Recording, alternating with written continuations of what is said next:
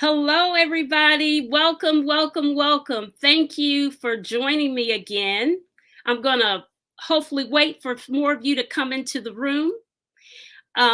This is the second episode of Remixing Politics and Culture with me, Pam. And I'm so glad to have you. I want you to engage. You know that's the name of the game here, engagement. Definitely engagement. Hold on one second here. So I want you all to get involved in this discussion.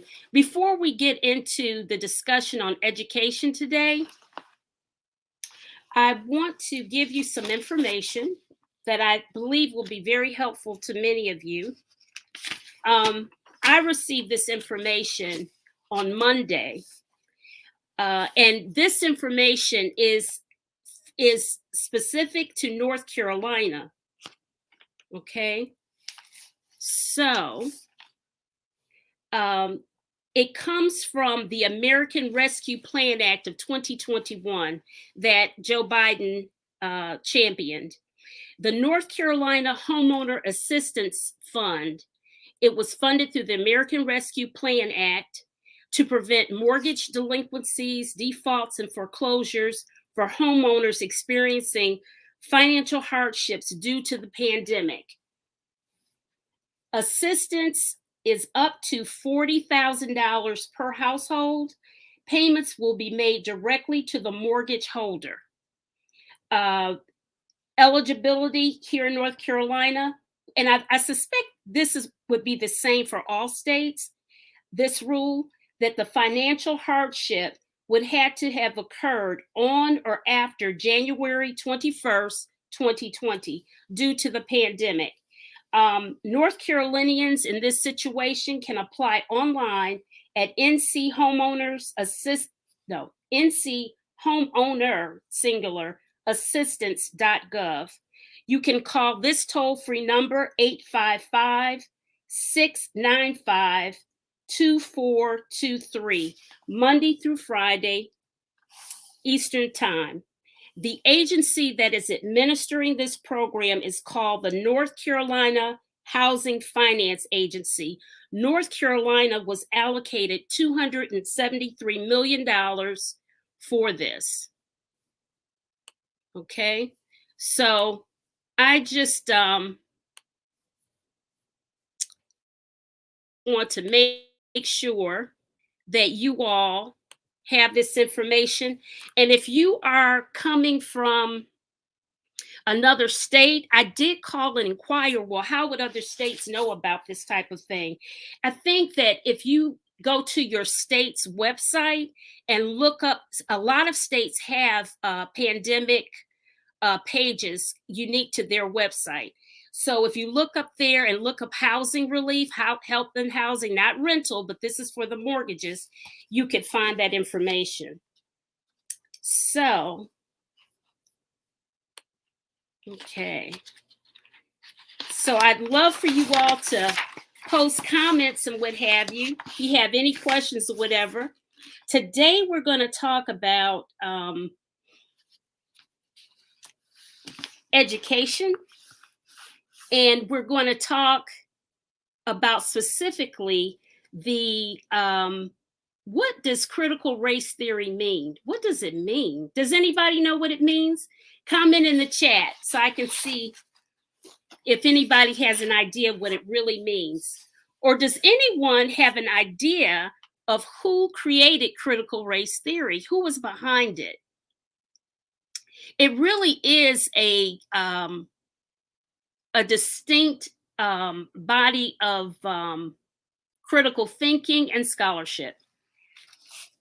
I am going to share with you some information that I found in the New Yorker magazine, and it's dated September 20th, 2021 issue by a great journalist named Jelani Cobb. And I'm sure that if any of you turn on CNN, MSNBC, or any other news program, Jelani Cobb is featured there. often, talking about any number of subjects. He's a very intelligent journalist and very good. His article was called "The Man Behind Critical Race Theory," and that man was Derek Bell, Professor Derek Bell, highly esteemed civil rights lawyer. He's known as the father of critical race theory, or CRT. And how did he come about this whole thing? What made him come to this conclusion or thought process of critical race theory? Well, he was a very active civil rights litigator. He worked with Thurgood Marshall. He won many cases, and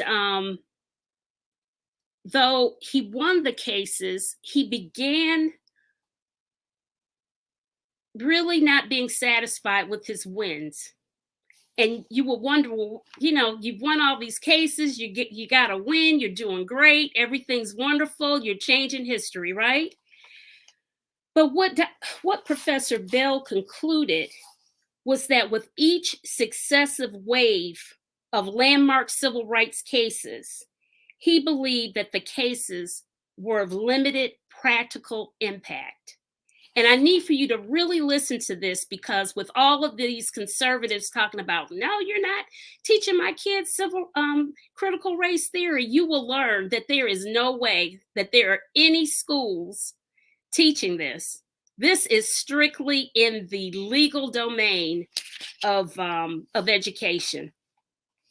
Okay, so his unsettling conclusion, Professor Bell's unsettling conclusion, is that racism is so deeply rooted in the makeup of American society that it has been able to reassert itself after every reform aimed at eliminating it. Racism, he argued, is permanent. That's kind of depressing, because we always want to think that we can get out of it. But basically what he's saying is that you can't litigate your way out of racism. In other words, what's in the heart and soul of mankind, it is what it is. So with that said, I'm just wondering, I guess I'm taking it upon myself to think that he's just really thinking that he's taking upon himself to really think that I guess we have to have a change of hearts and minds. That was his ultimate conclusion, but he never stopped fighting for that. I see some of you in the comment section. How do we comment? Okay, let's see. Okay, hold on.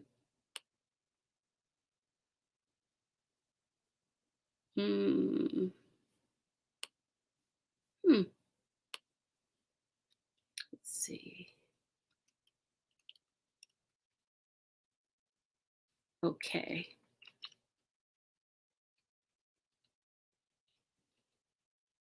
All right. For some reason, I do not see my space to comment. Hold on. Share. No, that's not it. Okay. Okay, here we go. I'm about to put the here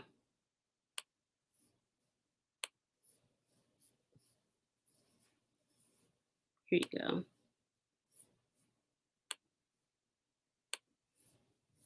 There it is. There you go, Judy. And Adrian and Joelle. There is the Streamyard video chat to bring you up and to make your comments alive. Okay, so where was I? Okay. Critical race theory, guys, delves deep into the complexities and contradictions of anti-discrimination law and the legal advocacy for social justice. Okay, so where in America, in high schools and middle schools, where are they teaching that?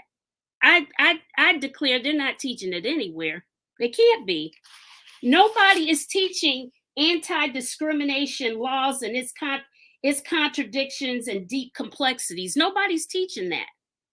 All right? Nobody could possibly be teaching that.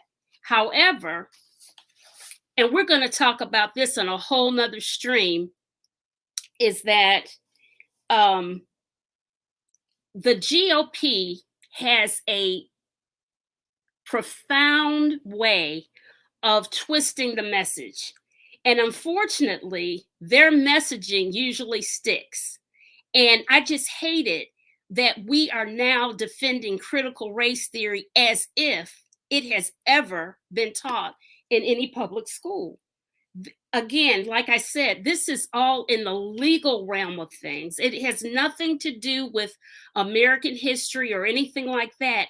It came about because Professor Derek Bell literally saw little practical impact on the wins that he accomplished in the courts. And with that, he was thinking, well, I just don't know if this will really ever change, that no matter how much I fight for change. Okay, I see. Thank you, Adrian, for letting me know. I know that there's a little bit of a delay in the thing, in the chat. Okay, Judy, do you not see the Streamyard? Oh, okay, it went. Let's see. Okay, hold on. I'm going to make sure that I put the chat directly into the on my page, since you are on. Okay, let's see. Okay, where is it? Okay, Streamyard.com. Okay.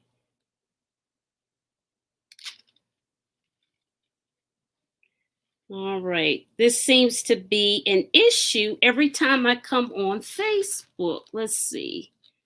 com/VIID7. Hold on, guys. I'm coming. DSBC8.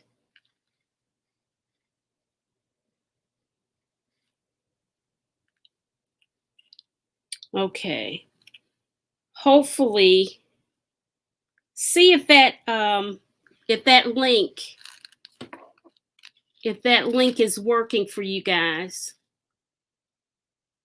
Let me know. Let me know, please. Okay. All right. Okay. So where was I? Okay. So as I was saying, the GOP has a very unique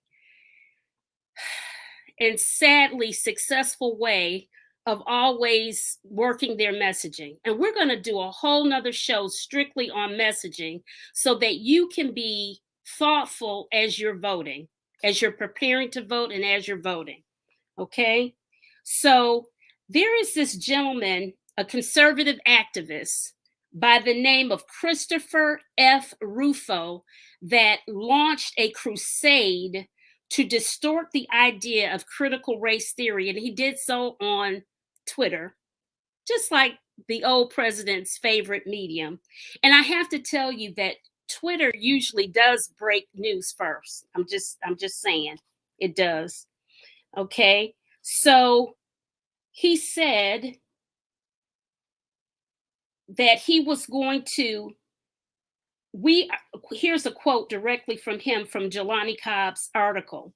We have successfully frozen their brand, critical race theory, into the public conversation and are steadily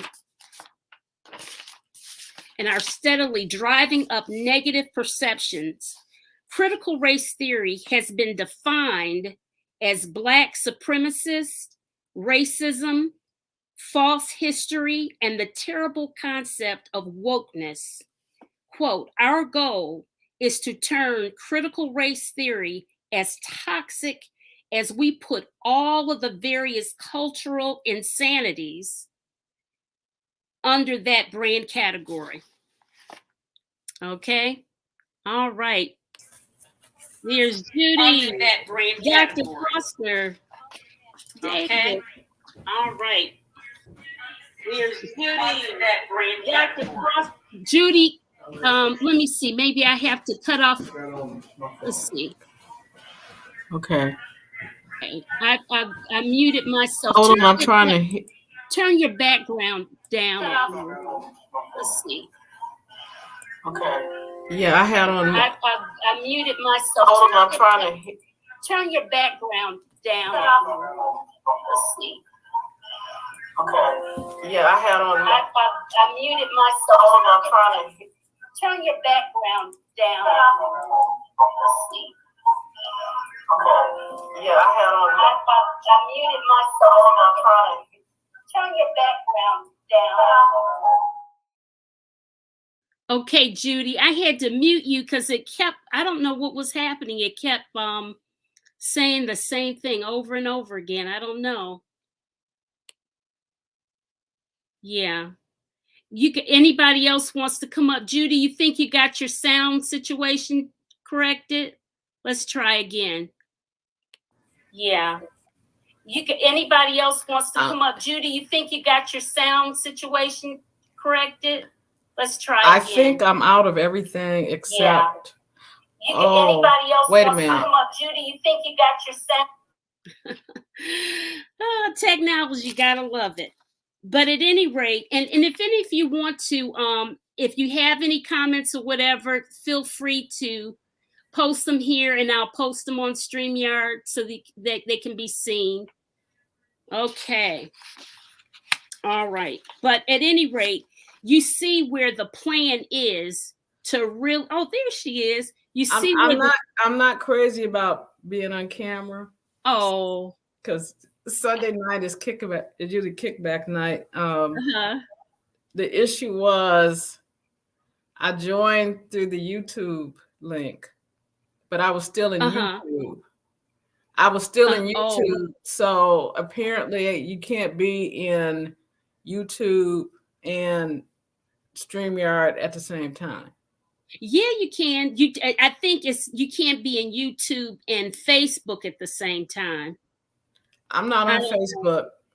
I'm on a computer now. I'm not on Facebook. Okay. I did have Facebook on my phone, but right now that's off too. Okay. That's strange. Well, I see you here on my Facebook because I made it live. But any rate, the bottom line is that this guy, who I have never heard of before, Christopher F. Rufo, R-U-F-O, has done a very good job in his crusade to villainize critical race theory, and even to have all these parents upset about something that there is no possible. Judy, your kids, you're closer than me to kids having gotten out of high school. There is no way. Do you ever remember your kids learning anything like this about how racism is all these complexities and contradictions of anti-discrimination and all this stuff? Who knows that stuff? I doubt if the teachers know that stuff. Critical race theory is just that. It's an academic theory. Right. And used as a framework to examine certain kinds of phenomena that happen in society, in the legal system, the educational system, any institution, within the society. And what has happened is that I agree that the GOP has become very adept at manipulating the phrasing and the idea, and now it's turned into a catch-all that has anything to do with pretty much anything that is race related in any context, even from the standpoint of a school book about Ruby Bridges, you know, and I agree that their messaging effect is very impactful, but it's just wrong. It's a form of propaganda. Yes, it is. And if you, one of the last times I was in Washington, D.C., I went to the Spy Museum. And it talks about all these different kinds of weapons that have been used historically throughout societies globally, you know, to take down governments and to just do espionage and to do all sorts of things. And the only communication tactic that's listed as a very powerful tactic is propaganda. Yes. Because propaganda impacts the mind, which in turn impacts the society. So this propaganda around critical race theory, which is just an idea. And like any idea, it can be accepted or rejected or what have you. As you say, it's not being taught in K through 12. No, absolutely not. I mean, I have only probably in the last 10 years in my academic career have been have come to know, you know, what this means. You know, I had to study this idea to see, you know, what it means. Yes. And I will say that the study of critical race theory has expanded beyond just the legal realm, but it's typically a way of looking at how societies operate. And what you were saying earlier is that according to Derek Bell, Alan Freeman, there were others who were involved in this development of this theory. It wasn't just the solo work of Derek Bell. Well, they consider him the father of it, and then consequently have many more scholars that are involved. Well, there were multi-ethnic scholars involved in the development of critical race theory. Okay. But going back to this idea of propaganda and how the word has now been weaponized, and you see what's happening in schools where, you know, books are banned. Like, you know, I guess if there's a book about George Washington Carver and all the uses he found for the peanut, well, all of a sudden now that's controversial, and you know, and it shouldn't be. Right. I mean, I think they're trying to label Black History Month as somehow problematic. So it's very unfortunate.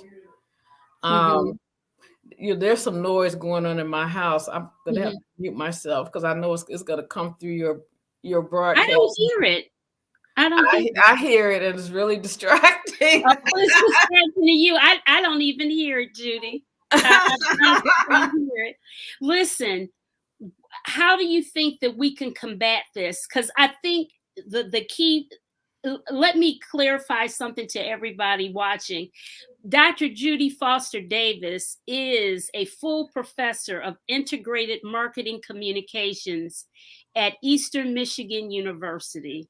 And she is an expert on advertising and all of that, and even that propaganda stuff that has been created. So she knows this very, very well. And I think that we are going to, Judy, have a whole discussion about messaging, because that's a whole nother situation in and of itself. Because I think that I really believe that the Democratic Party, we do a terrible job in communicating. I just don't feel that. I think you're right. Yeah. I think you're right. I need to do something real fast. Okay. And Okay. I don't want to interrupt. Okay. Yeah. No problem. No problem. Anybody else want to come up into the stream to talk, to share a comment or concern? Do I have any teachers out there that are wanting to communicate at all about this subject? Because really and truly, what has happened with this weaponizing of critical race theory, now we're getting more and more people. You see people speaking up at these school board meetings. I don't want my child learning this. But when you hear the definition, that it is impossible that anybody is talking about this. Sorry about that. I got a phone call coming in too. But at any rate, we know that it is impossible for people for that to be being taught at all. At all. Hey, Candace. Thank you. Candace, would you like to come up to talk? You have any questions or comments or whatever?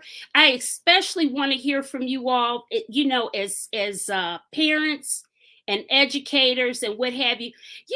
I was going to impress you guys with with my old history book during my cast technician days, and somehow I think I must have misplaced it. But I don't even know what are they teaching as far as civics and American history in school today, because as far as I'm concerned, Black history, meaning Black American history, is American history. A lot of people don't realize that our history came well before the slaves landed here, that we are an amazing group of people. But a Black American history is American history. So all of it should be taught in the classrooms. So I just don't, I'd love to hear from some teachers that are involved in the classrooms right now to make some commentary on that. Let's see.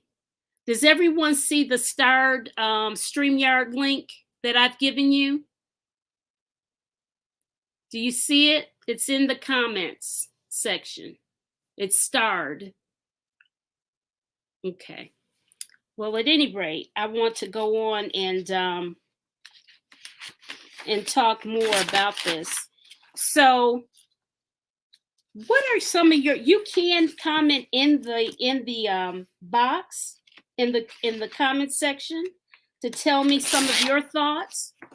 You guys are kind of quiet. Adrian Johnson. I'm calling you out to see if you'd like to comment live. Okay. Joelle? Okay. All right. All right. So, at any rate, why should any of you decide to join or run for school board? Because you do not want your kids banned from critical information. A society is only as smart as our children. We need to be educating them fully about life's experiences of multicultures and all of that. Life is much too grand and vast to be limited and just knowing about the Mayflower or whatever, and then some of that information, that it's not totally correct. The whole thing about Columbus and being here first and all of that information and what actually happened to the indigenous people here. I really want to see. Okay. All right. Okay, Sharon, I see you. Would you like to join me? I would love for you to join me. Do you see the link to be able to come and join me on stage?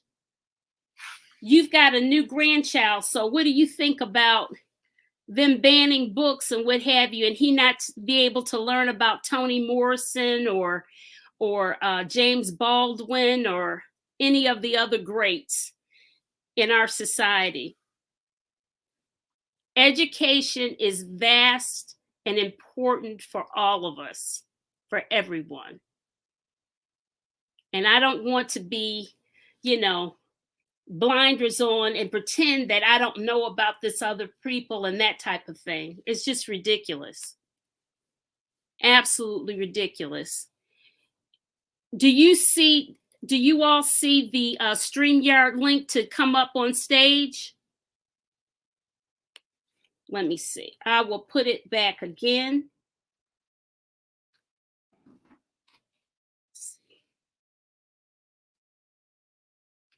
All right.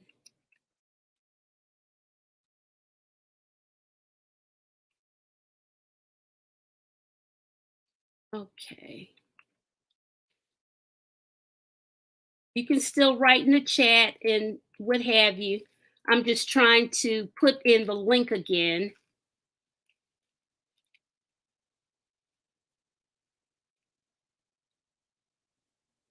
Okay.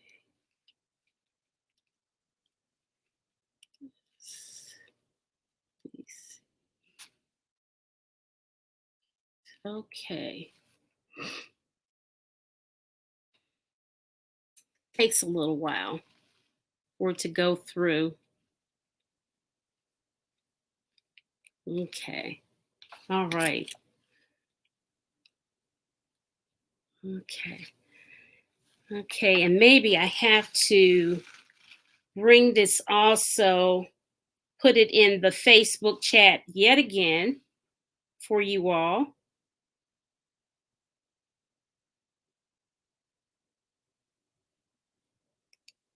Okay.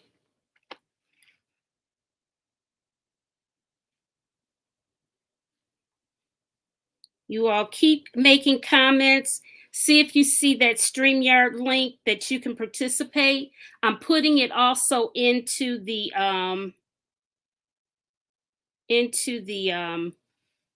chat on Facebook.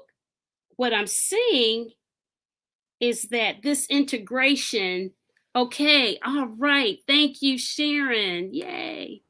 All right, my friend. Hey. How are you? I am great. I am great. Sweating it out here today because a whole lot of people aren't participating, but I appreciate you coming on. I appreciate it so much. No problem. Yes. I just got off of another one. And I set my notifications to get notified when you started. And when yours popped up, I said, hurry up. Yeah. So it's so good to see your face. Kind of live. Kind of live, Kind of live. Right. Mm-hmm. Yeah, Sharon, I don't know, you probably didn't get to, you weren't on the very first one. This is just my second episode. But I explained to the people that the reason why I started this whole thing is because I got tired of shadow boxing the air and screaming at the TV set. And I'm so concerned about this midterm election. I am really, really concerned about this midterm election. We're in trouble. We are really in trouble. Yeah.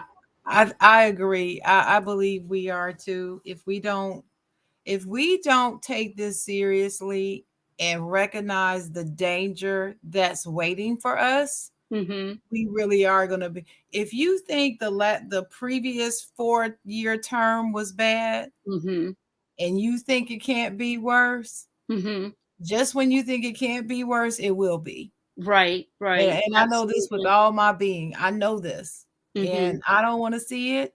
So the sense of urgency you feel, I feel too. I'm right there with you.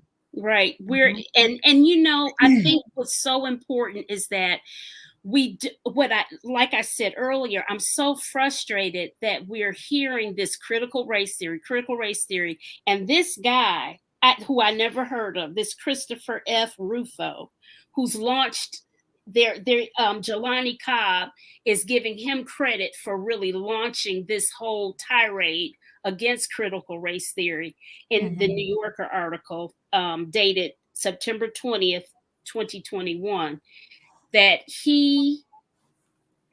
just one person, it just shows you that the power of one person is very, very powerful, because he has managed to turn a theory, an educational, intellectual conversation into something that has got people riled up at school board meetings, got people banning books, have people thinking that their children are too fragile to learn about the history of the United States.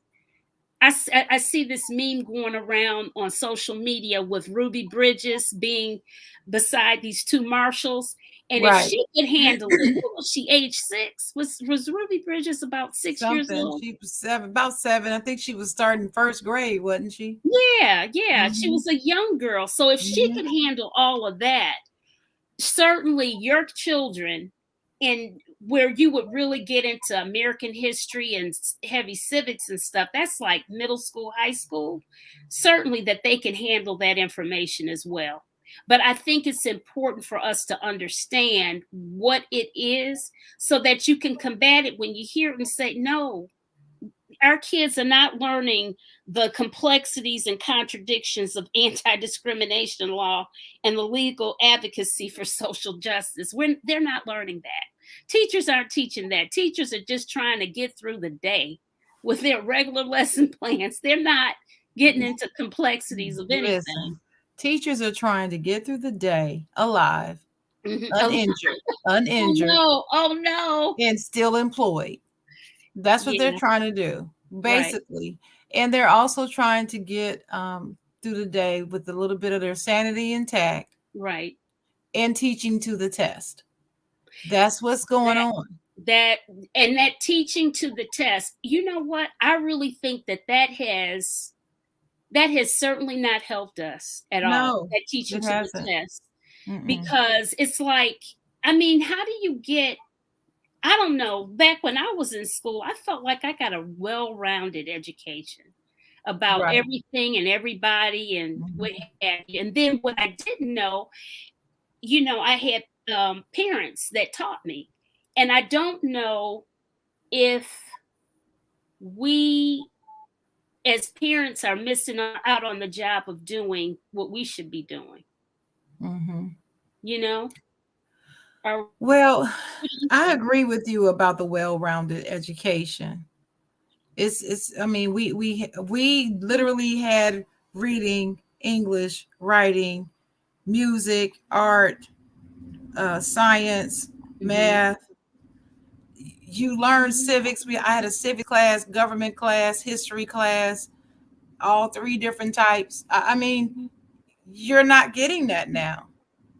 I don't even understand the current educational system, especially in this age where technology and science is so advanced. How are you cutting back on the curriculum when everything is so farther advanced? How does that work?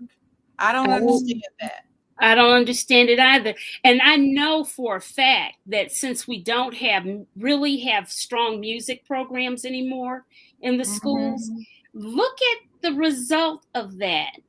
All of the music that you really like, a lot of the beats to, are recycled music from way back. You know why? It's just a resampling because they don't know music. They don't know how to read it. Nope. Who's playing instruments? Don't really know how. They don't know how to read it, so they don't know how to write it. Right. They know nothing about writing poetry and lyrics. They don't know about melody. They don't know about pace. They don't know about pitch. They don't know about any of that stuff, and we learned that. Right. We did. They don't think it's important for them to learn that. They don't need to learn that. That's what I'm being told by younger people. We don't need to know all that. But they don't know anything. That's why they have parents and old heads like us to teach them. But I don't know what has happened. I think it seems like to me a long time ago when they started taking music out of the schools, they were saying, oh, it was too expensive or something. But our society is paying for it, because I kind of hold my breath when you keep seeing singers and musicians pass on and what have you. And it's like, wow. I mean, look at that legacy. Look at Motown. Look at Motown. Yes. Now, you grew up in Ohio and I grew up in Michigan, in Motown in Detroit. And I can't imagine, I can't think of anybody who's really doing that level of work anymore. No. I mean, you've got John Legend, right? He can play the piano, he writes music, and he sings. Right. Who else? I mean, of modern day, who writes music, plays an instrument, and sings? Who else is there? Well, I'll say I'm gonna drop a name, and I'm not sure. I believe she can play the piano, but she doesn't play, like, you're not gonna see her performing on the piano. And she can sing and rap, and she's a hell of a writer, and that's Missy Elliott. Oh, and people, yeah. And you know what? People do not give her the credit, because she has been writing for years. She's something else. But you're right. And when you think about labels and all that, it's just Motown. Man, I could talk all day about what's changed, and why and how, and the taking the music and art and home economics and civics and family financial planning or whatever out of schools due to budget cuts, recess. Nobody they don't even have recess. I mean, gym, phys ed. Some of them don't even have phys ed anymore. Some of them. Oh, gosh. Well, listen, somebody in the chat said her and Alicia Keys. That's right. Okay, her and Alicia Keys. That's right. Thank you, Michelle, and thank you, Tika, for that. And Adrian Johnson says, I'm so sick of them hijacking our theories, etc., and weaponizing it to push their agenda. That's exactly where I was going with that. That's exactly right, Adrian. They have. I don't even use the word critical race theory. I refuse. I don't utter it. I don't even use the word woke anymore. I don't even use that anymore, because they have weaponized that. I don't use it anymore. I put that behind me in 2019. Actually, I think it was back in 19 or 20, one of the two. I put that, but I'm not saying that anymore. I'm not saying defund the police. I didn't say that. I never uttered it, because I always knew that was poor wording from the very beginning. Yes.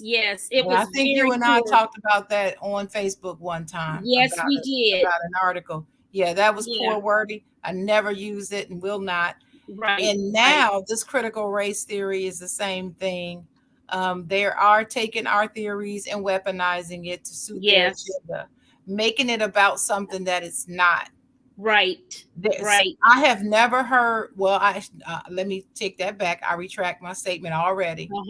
I have heard of other countries around the world that do not want history discussed in certain arenas. Right. It reminds me of when I can't remember what country it was in Europe or East Asia, or West Asia. It's either West Asia or Europe. There was a country that did not want you to play classical music. There was a time you couldn't play. No, it was jazz. You couldn't play jazz over there. I wonder what country was that. Anybody know what country that Sharon's thinking of? They had an attack against their music, and certain music you couldn't play, certain works you couldn't read. It might have been Germany. It might have been at one time. Well, I yeah, remember, I can see that back in the about day that. during the Hitler's reign, maybe. But Maybe that's that what was this. But that's what this reminds me of.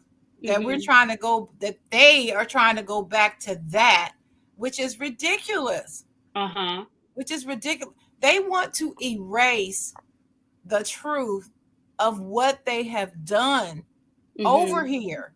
Mhm. America, don't get me wrong. I'm not anti-America. I'm an No, American. I got a damn American flag in my bedroom right now. I right. have this whole this may be something you can help me with, Pam, because I have this whole campaign in my head that I dreamed up 2 years Mhm. ago about blacks being Americans, black Americans being Mhm. Americans. I have this Mhm. whole thing Mhm. that's the answer to us finally overcoming in this country. The answer is we need to collectively remind everybody in this nation that as black people who are citizens of this country, we are Mhm. Americans. Yes, Period. we are. Yes, we We're are. Americans. Indeed. Now I'm we don't very we patriotic don't in my own right. oh, I am too. Now we don't like Very. America. We don't Mhm. like this the things that it says in the Constitution that doesn't protect us. We know that they wasn't written for us. We know that they didn't consider us as men and women. They considered us as property. We know that. But does Mhm. that mean that we sit here in 2022 saying F the Constitution, F the Bill of Rights, F the Declaration of Independence? Does it No. mean that we just ignore that and say, well, since they didn't write it for us, then whatever, I don't care about it? No, No, because my that's theory is we ridiculous. built this nation, and because we built it and our forefathers, blood, sweat, and tears built that capital and everything else, we have as much right and ownership to it as everyone. That's what So, I'm talking about right there. That's that's the where I'm bottom going. line. And That's where I'm going. that's where you're going. I understand. Let me read this comment from Michelle Montgomery. She says, right now, there is a huge shortage of teachers in career technical education and fine arts. But if you go to the suburbs, fifth graders are playing French horn. They Yes. are? Yes. And Michelle is an educator. She is Mhm. retired, and Mhm. she is an awesome flute player. And All right. Stand up for us flautists. did you play the flute too? I did. I I did played too, it. but not like Michelle. Michelle is I know a side thing about her that she's learning how to do what kind of flute was that she said she was trying to learn? She's teaching herself some other kind of flute. Well, I listen, don't I remember. only remember one note, and that's the F. That's the F. That's the first note I learned. Uh-huh. I can still do it right there. That's F. But yeah, that's the only letter. That's the only note I remember. Yes, yes, ma'am. That's the only one I remember. I swear. I can still play the piano, but the flute. That's the only. Well, you can play the piano. Well, you're doing great. Well, you know what, Sharon, you got to get it together so that you can play it for your new grandchild.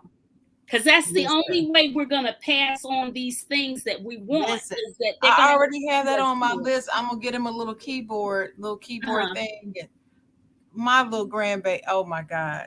Don't get me started. I know. I've seen your pictures. I'm sitting there looking at this little face, and I'm thinking, what in this? How is he gonna make it through this world? I'm frightened for him. I know, but I think really am. I am too. But I think that the only answer, really and truly, is for us. We have to vote.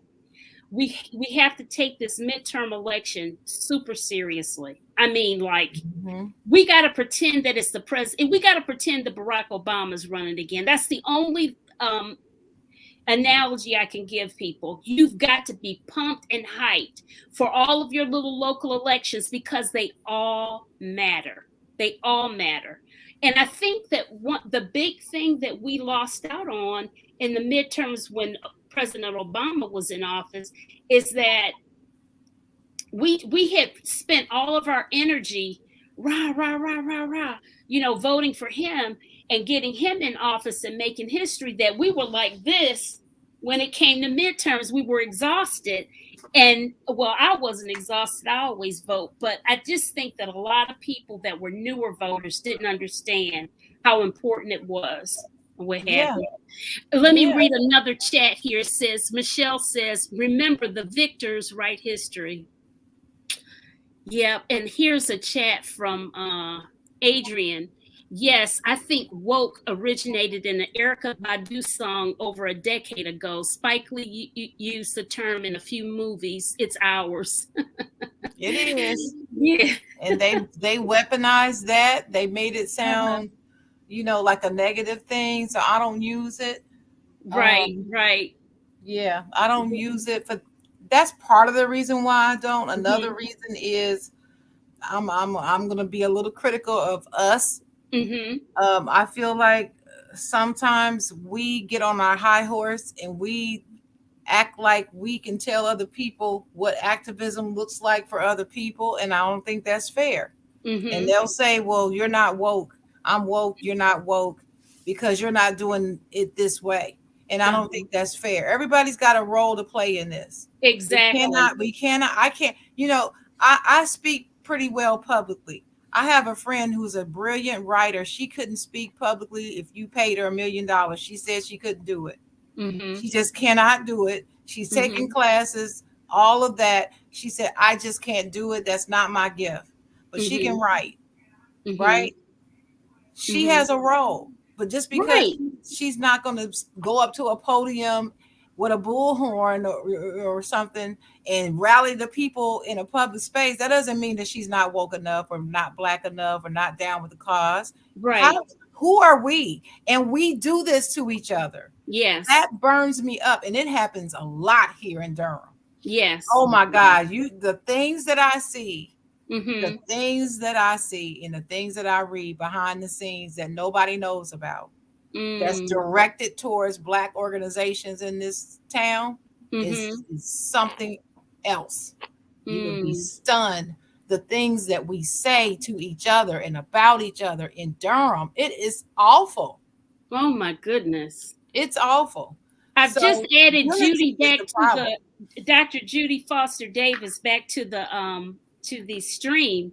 Yeah, Judy, you have any comments? Hi, Judy. Hi, Sharon. I wanted to make a comment about what Sharon was saying earlier. About education. And both of my kids now they're out of college. But I remember them taking the AP history classes, U.S. history, world history, whatnot. And what we were saying about this whole idea about, critical race theory, of course it wasn't taught because, like I said, most academics don't even know what critical race theory is. But what the GOP is excellent at is the messaging. And we know that one aspect of successful messaging is repetition. Yes. As well as consistency. Yes. They will repeat the same thing over and over, even if it's a lie. Over and over and over and over and over. Especially if it's a lie. And I teach a marketing course in consumer behavior. A basic learning theory is rooted in repetition. Right. You keep hearing it and you'll believe it. That's right. And that's what Donald Trump hopes that they all do. And that's the commonality with his base. Right. No, that comes from a Hitler communication days. standpoint, he's very effective. Oh, yes, he is. Yeah, that comes from Hitler days. And he studied Hitler. Yeah. So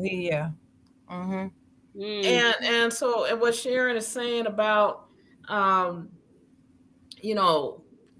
what gets taught. And we're living in an extremely dangerous time, particularly when they're on unified messaging, and then our messaging is all over the place, and we're fighting with each other and things like that. Right. We do see a little cracking in what's happening in terms of, say, some of the solidarity with the GOP. Yes. and you see how harshly they treat their own when you step out of line. Mm-hmm. One thing though that I do give young people credit for is young people are not stupid. Right. I remember way back in elementary school, this may have been, I don't know, second grade or whatever. And remember, uh, we were taught that Columbus discovered America. Yes, we were. And that never set right with me because, I knew that the Native Americans were already here. Mm-hmm. So Yes. as a result, I never bought into that idea. Right. Now I don't know if they asked that question on a test. I knew how to pass a test. If that was a question on a test, yeah, I would say, yeah, Columbus discovered America and keep it moving. But I don't never believed that, and I never ever celebrated or even recognized Columbus Day in this country for that reason. One thing that's different about today's environment versus the days when there was a lot more control over the media is that there's so much information now coming from different sources. And these kids, they can see what's happening. I mean, Mm-hmm. everybody saw, for example, what happened to George Floyd. Yes, we did. You know, Unfortunately, yes. we've seen the videos of Ahmaud Arbery, Yes, we et did. cetera, et cetera. So, kids aren't dumb. Just because if you take something out of a school book or out of a school curriculum, that doesn't mean they're not going to be exposed to it. And I think another thing, and this is my personal philosophy, is that I don't think that parents can rely on the school system for their child's total education. That's right. You have to take Absolutely. your kids to places. If you can travel, take them to other countries, take them to other states so that they can see other parts of the world outside of their neighborhoods and their cities. Go and take out all kind of books, read books, look at the books of people who you don't necessarily agree with. Mm-hmm. I remember at Cass Tech, there was this little newspaper called the Red Tide. I guess it was some communist paper or something. I didn't know what it was, but I looked at it because you get, you start to understand what other people are thinking. Right, right. And I tried to do Fox that. News from time to time just to see what the heck they're talking about. Yeah, I can only tolerate so much before I just go nuts. They make my stomach hurt. But you need to understand what's out there. I know. In the You're world. right, Otherwise, Judy. you don't even know what you don't even know what you're up against. Right, Yeah. right, right. Yeah. Absolutely. I'm gonna read this chat from something from the chat from Adrian Johnson. The right is masterful at manipulation and misinformation in our social media spaces.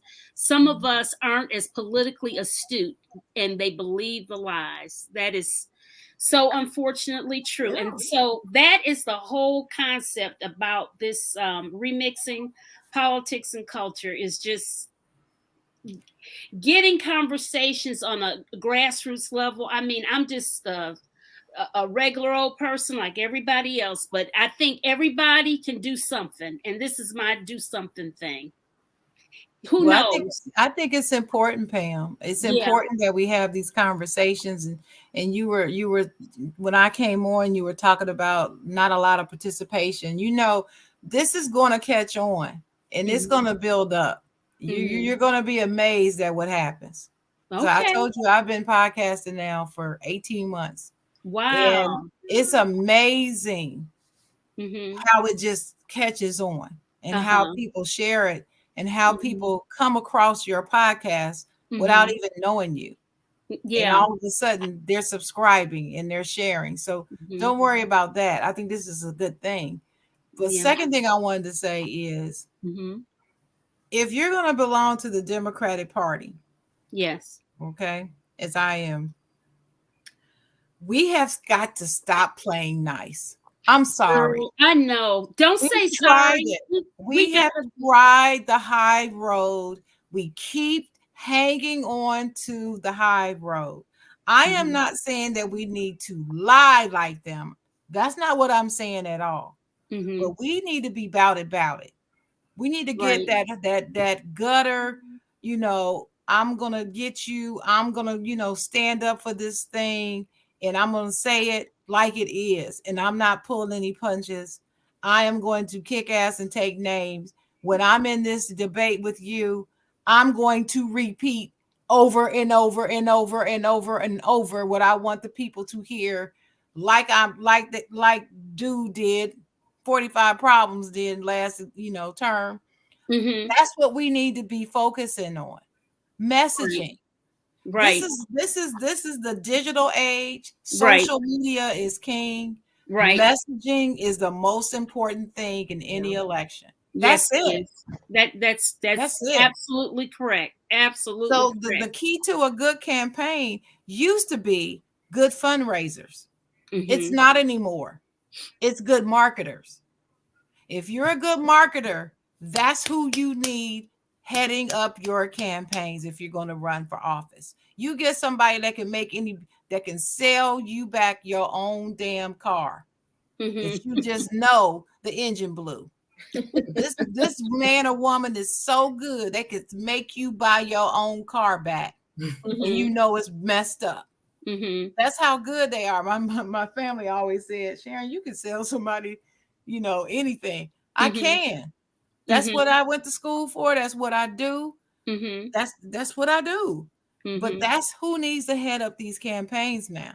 It's That's not right. just about that That's right. fundraising. The fundraising is going to come because these people are going to buy into what you say Right. and give you money. Mhm. That's the whole thing. It's just like she was saying, how the right, they are masters at manipulating the message. We Mhm. have to turn it back and straighten it out, because while they're speaking, I think she was saying the message of unity. How are they speaking unity to the American people when they're trashing their own people internally for not believing in a lie? And we Yes. need to keep talking about that. The fact that they are touting a lie and killing off the people who are standing up against the obvious lie. We Mhm. need to keep hammering that home. And Right. there somebody needs to be doing a media tour, and on Right. every Right. show. I don't care if they ask you, so I understand last week it was your birthday. Did you do anything special? Mhm. Yeah, I did. But I want to talk about how the right is out here telling a lie about blah blah blah blah blah blah. See, that's what they do to us. They They never do. answer your question. They don't No, answer they the don't. question. They They do say not. what they want to say and they stay on message. Why can't we do They that? do. They Why do. can't we get the balls enough to do that? We this chat from I Adrian want to Johnson ask. again. Why why do the Dems have such a hard time with messaging? Judy, I'll let you answer that. Oh, Because we trying I to have. be nice. That's it. I have.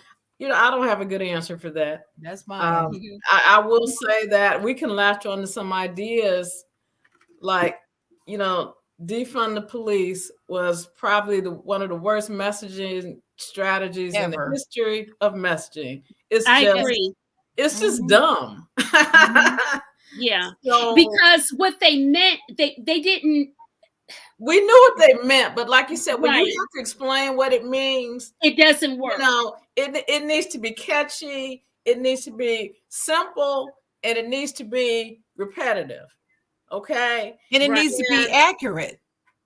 And it right. needs to be accurate. And See, it needs to be short and to the point. do How you many of know? us use the term fake news? Do you know how many of them, That even caught on. now, are still claiming that there was nothing wrong with defund the police? And they're saying that we are the problem. Right. No. And They're you know still what? saying it. I say this from a standpoint of love of some people that near and dear to me that advocate such things, and that isn't really the core. What it is that money needs to be retargeted to maybe social workers trained to who know how to deal with people with mental health crises and what have you. Literally just yesterday. What's today? Today is Sunday. Oh, get my days mixed Monday. up. Just Monday. Yeah, today is Monday. Today is Monday. No, it's not. Today is Monday. Don't do that to me, girl. Yeah, today is Monday. No, it's not. Oh, wait a minute. It is Sunday. Okay. Oh, all right. It's Sunday. I'm gonna get you, Sharon. I'm sorry. I had to look at my calendar. Yeah, like you just create a lie and you just keep repeating it. That was one of you. No, you're right. You're right. Sorry, Pam. But remember, I told you I just got off the podcast. That podcast isn't usually on Sunday. That's why it threw me off. I'm sorry. Okay. Well, yesterday I was sitting adjacent to a gentleman who was just talking to himself. I mean, just loud and talking about, well, what drink is that over there? Because it was at the bar. And he just kept going on, and then finally he left. But you know what I thought? Bless his heart. He, maybe he just needed to have some type of interaction with people or whatever. But I say all that to say is that we know that the pandemic has caused great mental health issues and what have you. And we had mental health issues before the pandemic. And so many, and we've had cases that have been documented where people were literally shot and killed because they were in a mental health crisis. Right. And so defund the police was really meant to, let's circumvent these dollars to a better resource to help in these cases, because we know statistically that we have a high percentage of those types of cases that the police are coming to that they're ill-equipped to deal with, totally ill-equipped to deal with. And I'm all for that. Yeah. But don't say defund the police to me. Right. Okay. Because believe it or not, I'm pro-police in many ways. Yeah. I'm pro-police. And if somebody's trying to come up in here in my house, I'm calling the police. That's right. What I'm saying? So that's right. I'm not F the police chick over here. That's not me. Okay. They're necessary, and all cops are not bad. No, I have family members who have been cops. Yeah. And I hope that they treated the public appropriately and what have you. I hope so. They're not all bad people. No, and nobody's all bad in any space, whether they be educators, because educators have gotten a lot of flack. Oh, they don't teach anything. They don't do this. They don't do that. And I'm gonna tell you, that's one group of people that need a major marketing campaign for respect, and instead of that martyrdom thing that they carry with them. Oh, I spent my money from my classroom and stuff, and I'm just so tired of that scenario. I respect teachers. I love them. I have very dear friends who are teachers, but I want them to be treated like the professionals that they are, period. Yeah, me too. Exactly. Well, listen, ladies, it is now 9:08, and next week we won't be coming on because it's a Super Bowl Sunday. So we're going to get into our culture with Mary J. Blige. At least that's what I plan to do. Because I don't know. I don't even know who's playing. I don't care. I just want to see the halftime show. It's Cincinnati and the Rams. Cincinnati Bengals, LA Rams. Okay, well, I'm going to go for the Cincinnati Bengals because that's a Midwestern town. You're not going to go for your own? No, I'm not. I hate the Bengals. I don't like either. I don't like either team actually, but I'm going for the Rams only because of Odell Beckham Jr. Because I felt like he was getting mistreated, and now that he's went to the Rams, he's proven he was not the problem in Cleveland. So that's the only reason why I'm rooting for him. Okay. Well, maybe you can change my mind.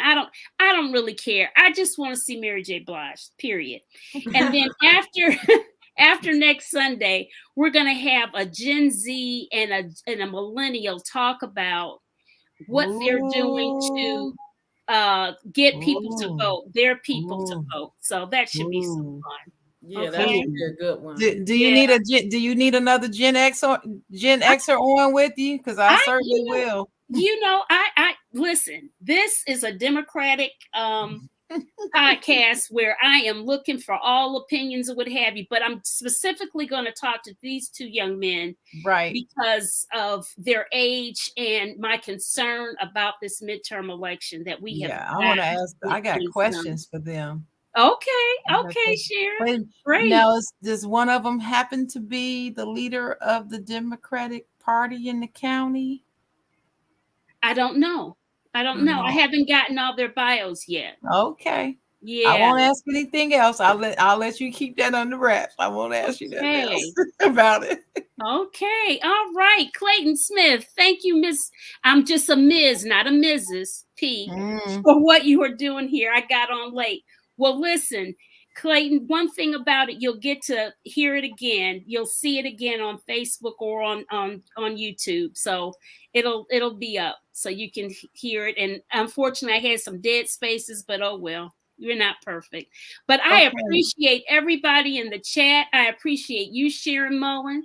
I appreciate you, Dr. Judy Foster Davis, for contributing. And I thank you all and have a good night, and may the best team win. And so far, everybody wants the Rams to win. Okay, well, good. See you next time, guys. All right. Bye. Bye. Thank you.